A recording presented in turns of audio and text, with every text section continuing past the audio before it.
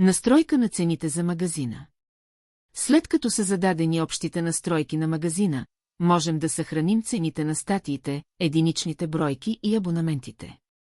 Ако искате да предлагате единични статии, щръкнете върху магазин и след това върху продавам статии.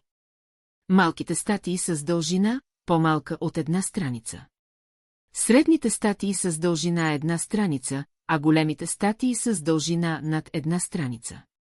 Статиите се предлагат само за продажба в цифров формат.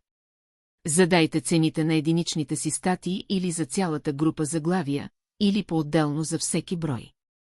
За да направите това, кликнете върху «Продажба на единични бройки», изберете желания брой с иконата на молив и активирайте бутона «Продажба на единични бройки».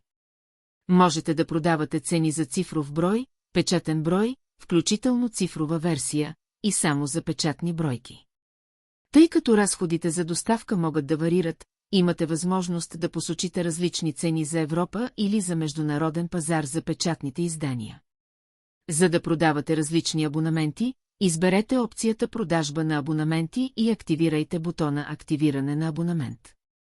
Активирайте бутона по подразбиране само ако абонаментът трябва да е видим за всички потребители. Активирайте бутона «Автоматично подновяване», ако искате да подновявате абонаментите си чрез SMA RTICL след изтичането им. Изберете желания тип абонамент и решете дали читателите ви трябва да имат достъп до всички архивни издания или само до изданията от периода на абонамента. След това определете продължителността и името на абонамента, както и цената.